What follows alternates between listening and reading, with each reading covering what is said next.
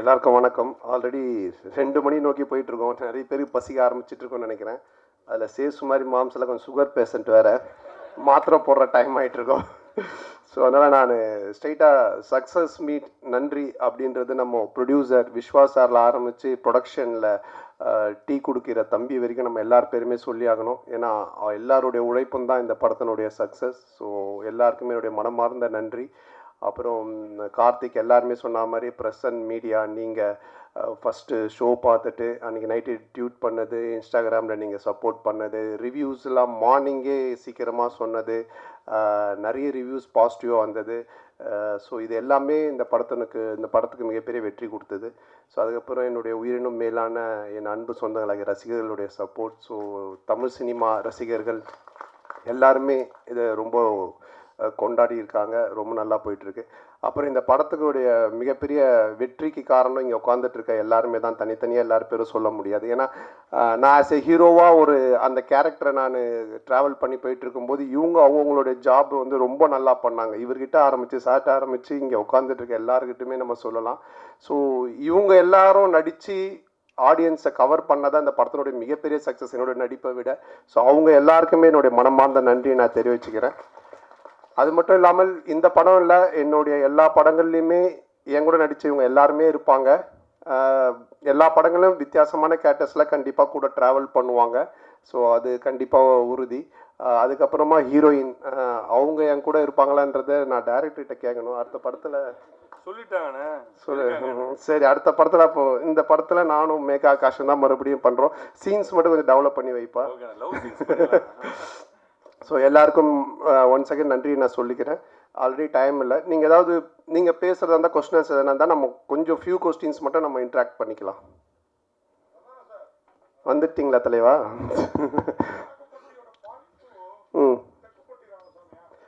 இல்லை, தெற்குப்பட்டி தென்ராசு அப்படின்னு சொல்லி நாங்கள் ஒன்று யோசித்து வச்சுருந்தோம். ஆக்சுவலாக வடக்குப்பட்டியிலேருந்து அந்த சைடு போயிட்டோன்னு. பட் இப்போது அதை விட வேறு ஒரு ப்ராஜெக்ட் போயிட்டு இருக்கிறதுனால இது கண்டிப்பாக பண்ணுவோம். இல்லை,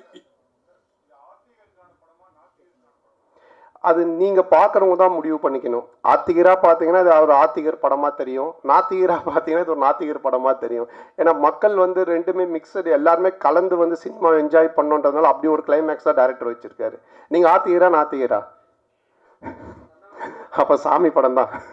சந்தானம் சார் அதே மாதிரி ஹீரோயின் உங்கள் படம் எல்லாத்துலேயுமே பிரமாதமாக இருப்பாங்க, இந்த படத்துலையும் பிரமாதமாக இருக்காங்க.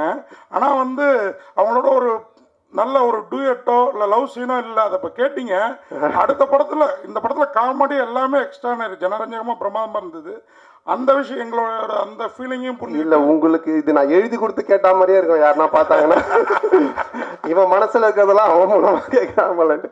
இல்லை, இப்போ கூட நான் சொல்கிறேன், இந்த காஸ்டியூமும் இந்த ஹேர் ஸ்டைலும் வேறு யாராவது போட்டு வந்தாங்கன்னா நன்னு படத்தில் வர பேய் மாதிரி தான் இருப்பாங்க.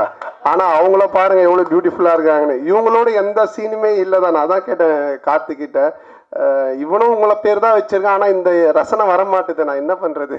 அதனால் அடுத்த படத்தில் கண்டிப்பாக வச்சிருக்கார்த்தி. கேட்டுங்க, அவங்க கேட்குறாங்க, நான் கேட்கலைங்க. ஆ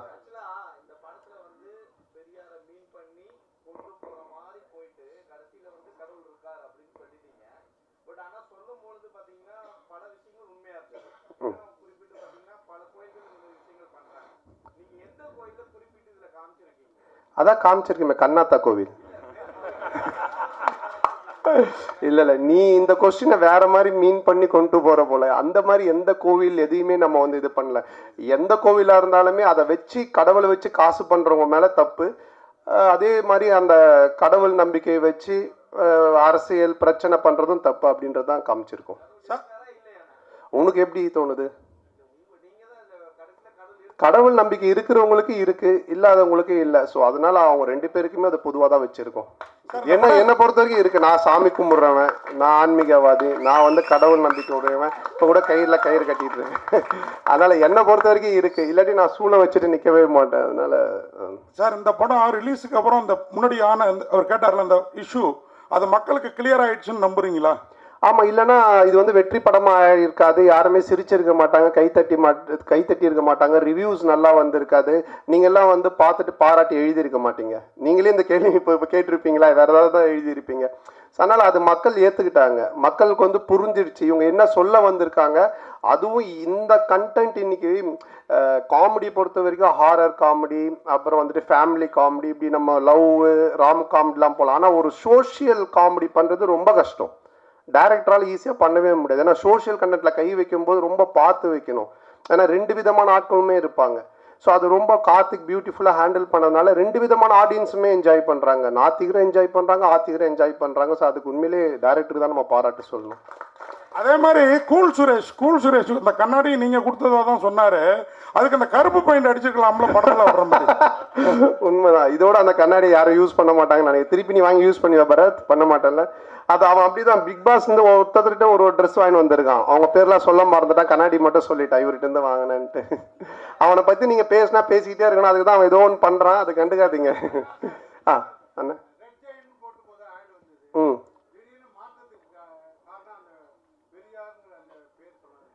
ஆமாம், அது ஃபஸ்ட்டு அந்த ஒரு இஷ்யூ ஆச்சு. அதுக்கப்புறம் அது ஒரு பாலிட்டிக்ஸாக மாறுச்சு. இப்போ நம்ம படம் எடுத்தது எல்லாரும் மறந்து கவலையை மறந்து சிரிக்கணுன்ற அது ஒரு பிரச்சனையாக ஒரு பாலிட்டிக்ஸாக மாறும்போது எதெல்லாம் நமக்கு தேவையில்லை அதை நம்ம ஸ்மூத் பண்ணிக்கணும் அப்படின்றதுக்காக சில விஷயங்களை விட்டுட்டோம் வேண்டான்ட்டு. ஆமாம், அதில் என்னென்ன இருக்கு.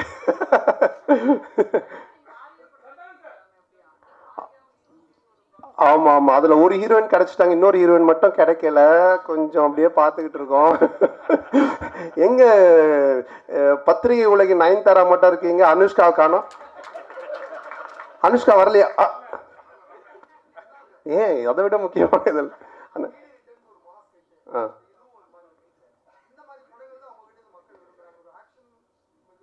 இல்லை, எனக்கு பொறுத்த வரைக்கும் எல்லாருமே இப்போ பார்த்தீங்கன்னா நிறைய பேர் படம் பார்த்துட்டு வாழ்க்கையில் ரொம்ப இறுக்கமாக இருக்கவங்க, ரொம்ப சோகமாக இருக்கும், ரொம்ப பிரச்சனையே.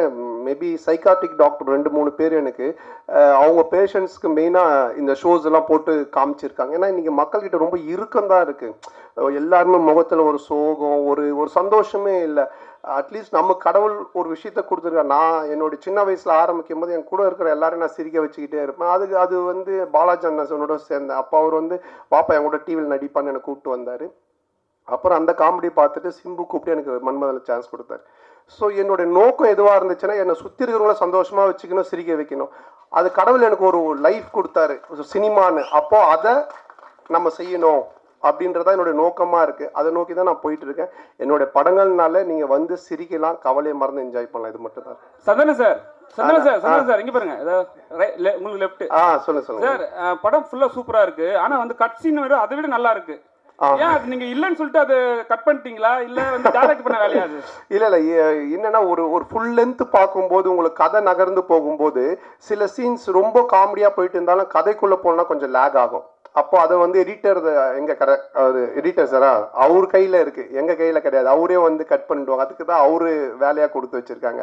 இல்லைங்க இது காமெடி நல்லா இருக்குது, ஆனால் பட் இங்கே கதை கொஞ்சம் மிஸ் ஆகுதுன்னா அவர் கையில் இருக்குது அந்த கத்திரி. சந்தானம் சார், அதே மாதிரி முன்னாடிலாம் நீங்கள் ஹீரோவுக்கு நண்பராக வர்றப்போ கூட உங்களையே பார்த்துட்டு இருக்கணும்னு தோணும். இப்போ நீங்கள் ஹீரோ ஆன பிறகு உங்கள் கூட இருக்கிறாங்களா பெஸ்ஸஸ், மாறன், ரவி மரியா சார், கூல் சுரேஷ், இவங்களெல்லாம் அவங்களுக்கும் ஸ்பேஸ் கொடுத்து நடிக்கிற மாதிரி தெரியுது. இந்த மாற்றம் எதனால் எப்போலேருந்து நகர்ந்தது? இல்லைண்ணா, இப்போ ஒரு காமெடின்னா அந்த காமெடி நடக்கிறதுக்கு மற்றவங்க சுற்றி இருக்கிறவங்க அதுக்கு ஆக்ட் பண்ணணும், அதுக்கு ஸ்பேஸ் தரணும். நானும் பேசுவோம் காமெடி, அவரும் பேசுவார், இவங்களும் பேசுவாங்கன்னா அது சண்டை மாதிரி ஆகிடும். அதனால தான் நிறைய படத்தில் நிறைய காமெடியன்ஸ் இருப்பாங்க, ஆனால் காமெடி ஒர்க் அவுட் ஆகாது. என்ன ஆகுனா சண்டை மாதிரி ஆகிடும். என் மேலே பஞ்சு முடியணும், இல்லை நான் தான் பஞ்சு பேசுவேன், அப்படி அது பண்ணக்கூடாது. அங்கே ஒருத்தர் செட்டிலாக ப்ளே பண்ணணும், மற்றவங்க அது யார் பண்ணுறாங்களோ அவங்க கொஞ்சம் பண்ண வைக்கணும். அப்போ தான் காமெடி ஒர்க் அவுட் ஆகும். ஸோ அதை நான் இந்த படத்தில் பண்ணேன். இதுக்கு முன்னாடி இதுக்கப்புறம் வர படங்களே அதான் நான் பண்ணுவேன். என்னுடைய ரோல் நான் பண்ணிவிட்டு சுற்றி காமெடியன்ஸ் அவங்க என்ன பண்ணுறாங்களோ அதுக்கு நம்ம ஸ்பேஸ் கொடுத்து ஒர்க் பண்ணுறது. ஸோ இதுதான் காமெடியோட ஃபார்முலாவே. இப்போ நான் ஒன்று சொல்கிறேன்னா அதுக்கு நீங்கள் அமைதியாக இருந்தால் தானே சிரிப்பு வரும். நீங்களும் நானும் மாற்றி மாற்றி பேசிக்கிட்டு இருந்தால் அப்படி இருக்கும். ஸோ அது அந்த ஒரு சந்தானம் சார், இப்போ ரஜினி சாரை வந்து ஒரு விஷயம் சொன்னாங்க, சங்கின்னு விஷயம் சொன்னாங்க சார். யாருங்க?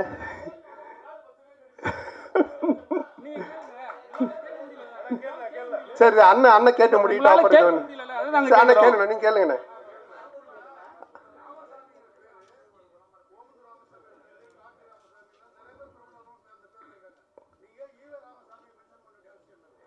ஈவே ராமசாமி நம்ம எங்கேயும் மென்ஷன் பண்ணலேண்ணே. இல்லைண்ணே, படம் பார்த்தீங்களாண்ணே? படத்தில் அந்த பையன்கிட்ட வந்துட்டு கடவுள் நம்பிக்கை இல்லைன்னு ஒன்று சொல்லுவாங்க அவங்க அம்மா. அதாவது சொன்னா கடவுள் இருக்காரான்னுவாங்க. நான் இவ்வளோ கஷ்டப்படுறேன், பானை செய்கிறேன், நான் எப்படி கடவுளை நம்புறதுன்னு அவன் சொல்லுவான். அதுதான் அந்த கேரக்டர் கேட்பாரு, நம்ம ஜம்புலி ஜெகன் கேட்பாங்க. இது வந்துட்டுண்ணே நம்ம வந்து இல்லைண்ணே, இப்போ வந்துட்டு நீங்கள் குப்புசாமி, கந்தசாமி என்ன பேர் வேணாலும் வைக்கலாம் நம்ம படத்தில். ராமசாமி, வடக்குப்பட்டி ராமசாமின்னு வச்சதுக்கு காரணம் என்னென்னா, டைரக்டர் வந்து கவுண்டமணி சாரோட ஃபேன், நானும் அவருடைய ஃபேன். டிக்கி லோனான்றது அவரோட டயலாக்கு. அதே மாதிரி வடக்குப்பட்டி ராமசாமின்றது கவுண்டமணி சாரோட டயலாக்கு. இதுக்கப்புறம் நானும் ஆர்யா நடிக்க போகிற படத்துக்கும் கவுண்டமணி சார் டயலாக் தான் வச்சுருக்காங்க. இதே இந்த ஒரு டயலாக் வராமல், இந்த நான் சொன்ன இந்த காரணங்கள்லாம் இல்லாமல் திடீர்னு நீங்கள் ராமசாமின்னு ஏன் வச்சிங்கன்னு கேட்டிங்கன்னா அது சரியாக இருக்கும். அண்ணா ஒரு கொஸ்டின் தான் சொன்னீங்க, 4 கொஸ்டின் கேட்டுக்கிறீங்க சார். அண்ணா இங்க பாருங்க, அண்ணா இங்க பாருங்க. இல்ல அண்ணா ஒரு நிமிஷம் முடிச்சாரு சார். அண்ணா உங்க பேர் என்னண்ணே? அண்ணாதோர. அப்போ நீங்க வந்து ஏடிஎம்கேல வந்துட்டு இதுவா இருக்கீங்களா? டிஎம்கே வந்துட்டு ஏன் நீங்க அண்ணாதோரன் பேர் வச்சிருக்கீங்க அப்படின்னு கேட்டா என்ன சொல்லுவீங்க? என்னண்ணே இது? அடுத்த கொஸ்டின். அண்ணா சோஷியல் மீடியால வந்து சங்கின் வந்து ஒரு பெரிய ஆக்டரை சொல்லியிருந்தாங்க. அதுக்கப்புறம் நீ அந்த ஈவேரா மேட்டர் எடுத்துன்னு வந்து உங்களையும் வந்து சங்கின்னு சொன்னாங்க. அதுக்கு ஏதாவது பதில் இருக்கா உங்களுக்கு? சங்கின்றது என்னங்க? இப்போ நான் கூட 6வது இல்லை, நான் ஸ்கூல் படிக்கும்போது ஒரு பொண்ணை லவ் பண்ணியிருந்தேன். அந்த பொண்ணு பேர் சங்கீதா. நான் சங்கின்னு தான் கூப்பிடுவேன். அதுக்காக சங்கி ஆயிடுமா? என்னங்க இருக்கு? நெக்ஸ்ட். ஓகே சார், அதே டயத்தில் இப்போ ஒரு கேள்வி. இதான் நேர்கள் ரவி சார் பேசுகிறப்போ வடக்குப்பட்டி ராமசாமிக்கு சலாம் போடுங்கன்னாரு. லால் சலாம் ரிலீஸ் ஆயிருக்கு, அடுத்த வாரத்தை நோக்கி போறதுனால அந்த டயலாக யூஸ் பண்ணாரா தெரியலீங்களா? சார்கிட்ட தான் கேட்கணும் அவர் என்ன மீனிங்ல சொன்னார் அப்படின்னு சொல்லிட்டு. ஆனா ஏதாவது முடிச்ச லாஸ்ட் கொஸ்டினா?